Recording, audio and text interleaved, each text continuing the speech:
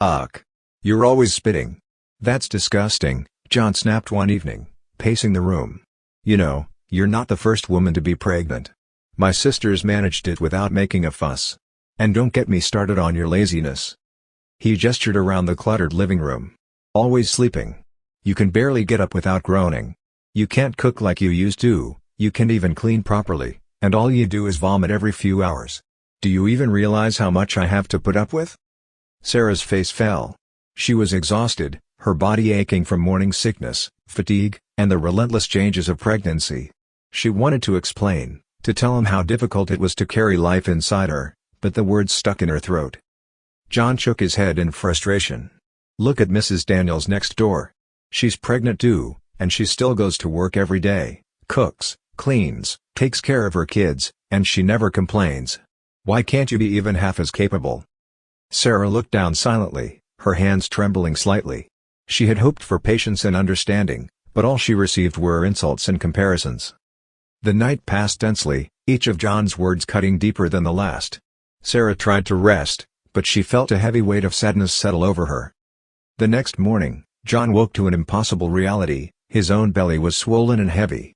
Nausea hit him like a wave, and every movement sent a sharp ache through his body. He stumbled to the mirror and froze. The pregnancy, the same one he had mocked and berated, was now his. Sarah, meanwhile, was free of the burden she had carried so bravely.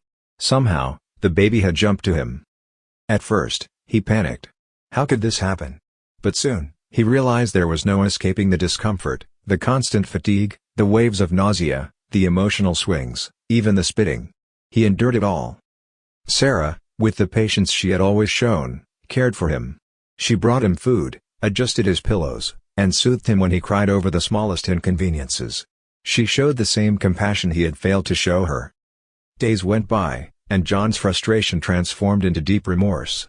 He began to see, in every groan and every moment of weakness, the courage it had taken for Sarah to carry their child. He understood what he had said and done, and the weight of his harsh words crushed him with guilt. One evening, exhausted and desperate, John sank to his knees before Sarah. Tears streamed down his face as he took her hands in his. "Please. Forgive me, Sarah," he whispered, his voice breaking. "I was cruel, blind, and selfish. I didn't understand what you were going through. I see now how strong and patient you've been. I promise I'll never take you for granted again. I beg you." Sarah's eyes softened, her anger melting into quiet understanding. She nodded, placing a gentle hand on his shoulder. That night, as mysteriously as it had happened, the pregnancy returned to Sarah. John awoke lighter, humbled, and forever changed. He had pulled Sarah close, whispering once more, "I understand now. I'll never complain or belittle you again." From that day on, John treated Sarah with patience, care, and respect, supporting her fully for the remainder of her pregnancy. Moral lesson: be patient and compassionate with those going through hardships, especially if you haven't experienced them yourself. True understanding comes from empathy, not comparison. If this story moved you, don't forget to hit that subscribe button and turn on notifications, so you never miss a story that inspires, teaches, and touches the heart.